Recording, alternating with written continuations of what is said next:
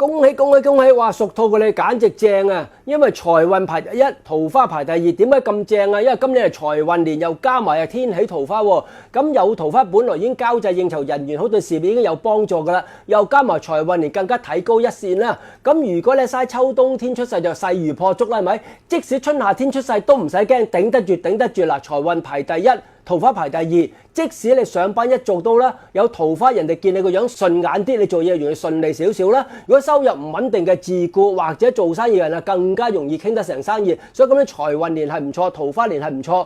如果你單身嚟到呢個天喜桃花呢，天喜都係正桃花，冇紅鸞咁重啫，都容易認識到一啲可以發展落去嘅感情。所以咁你要把握機會啦。咁如果你諗住今年結婚或者懷孕呢，天喜桃花都係一個適合嘅時機嚟㗎。咁你屬兔呢，尤其是個桃花月呢，去到呢個5月同11月重桃花月，咁其實全年都有桃花㗎啦，只不過特別要把握5月同11月重桃花月咁解啫。咁今年吉先有天德，天德逢凶化吉，能發空星之力。咁天德同月德都一樣嘅，因為天德同月德都係心慈報復心少，咁報復心少自然怨行少，怨行少就少結怨，就自然係逢凶化吉啦。咁仲有喎。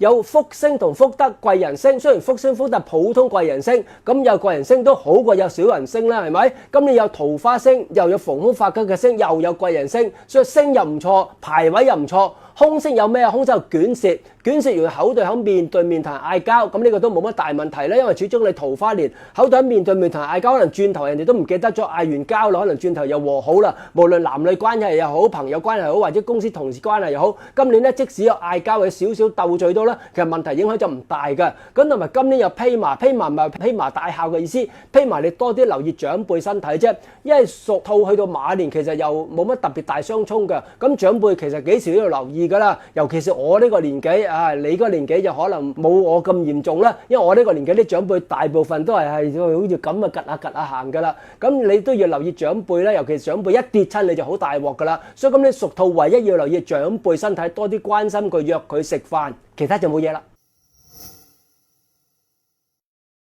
屬龍嘅你今年終於回歸平淡啦，因為2025咧你係重桃花年，咁喺2025重桃花年，如果把握得到或者結咗婚懷咗孕就 OK 啦。如果2025重桃花年都冇行啊，你要檢討下自己啦。咁係究竟係自己眼角高定係冇交際，完全唔出街，所以識唔到人呢？咁但係即使2025識唔到人都唔緊要，因為2025個重桃花會延續到2026嗰個春天嘅，所以春天嚟講你屬龍都仲要把握機會，除非你好享受單身嘅生活，咁就唔使把握啦，係咪？有啲人唔中意拍拖噶嘛，我都有個男仔朋友唔中意拍拖嘅，佢係拍拖煩得滯，所以你無論男又好女又好，如果你唔中意拍拖呢，唔使把握桃花，淨係睇事業就得啦。咁因為屬龍今年嚟講咧，事業排第6都叫做中上嘅生肖，因為感情就排第10，事業排第6。咁感情方面，如果你唔中意有桃花都冇辦法啦。如果中意有桃花咧，除咗春季可以留意咧，都要留意呢個係農曆4月同10月都係重桃花月嚟嘅，所以春天跟住延續到4月，4月過咗仲有個10月啊，都仲可以把握嘅。咁事業方面今年嚟講都 OK， 因為今年吉先有天解解神，逢凶化吉，能發空星之力，同埋有8座有利地位提升。咁8座地位提升咧就對打工有幫助咯，因為今年係比較容易升職年。咁升職同運氣就冇關係嘅，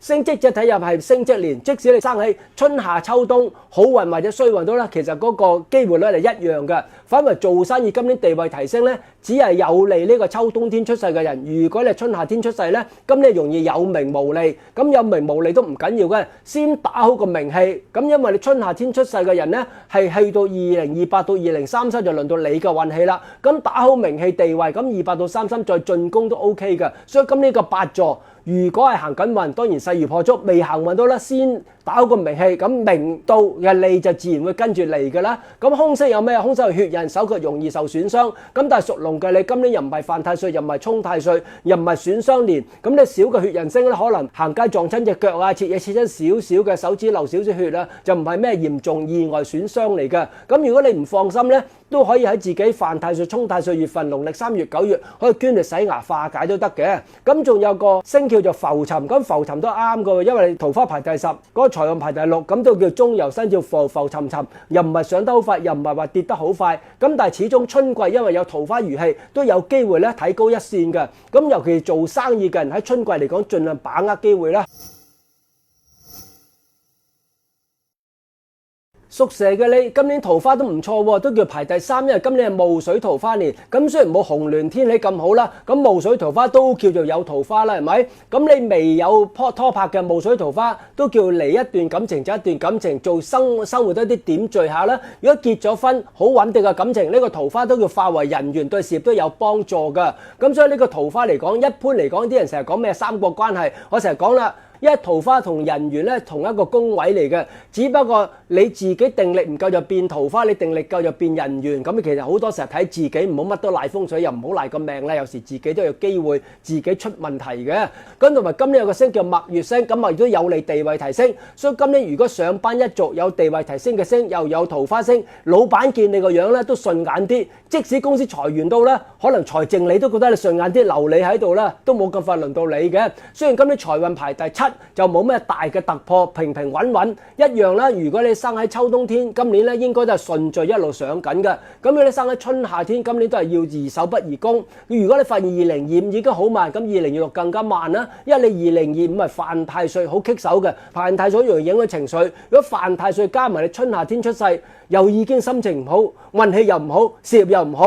咁你犯太歲咧就唔係即刻過嘅喎，因為我成日講咧，每年情緒會延續少少嘅。咁如果你發現你而家仲受呢個情緒影響，要提醒自己，因為有機會延續到整個春天都受負面情緒影響，盡快脫離呢個負面情緒，踏上呢個今年桃花年。咁如果你因為2025犯太歲分咗手咧，今年呢個咸池桃花就更加要把握啦，因為分咗手就喊得一句句，即使有啲霧水桃花。咁都叫做 OK 啦，又或者咧，原來霧水桃花拖到過咗呢個2026，拖到2027咧，就假桃花就變真桃花，所以霧水桃花未必一定係即刻嚟即刻走嘅，拖到就可以延續嘅。所以今年桃花年又有墨月星，有你地位提升。咁凶星有咩？有亡神喎，所以銀包啊、鎖匙啊、手提電話啲今年容易唔見，亡神係自己忘記咗，所以記住今年私人嘅嘢要留意。咁就有粒凶星叫做病符，病符係小疾病，但係你屬蛇咧，即係春天要留意啫，因為春天你都受犯太歲影響，都有機會體質麻麻地嘅。咁但係落到夏天正式受桃花年影響，咁你病符就唔係話好嚴重嘅。咁就天官符，天官符都係突如其來官非是非人事不和，咁呢個細嘅問題。呢個天官符只係影響春夏天出世嘅人，秋冬天出世嘅海人完全係唔使理都得嘅。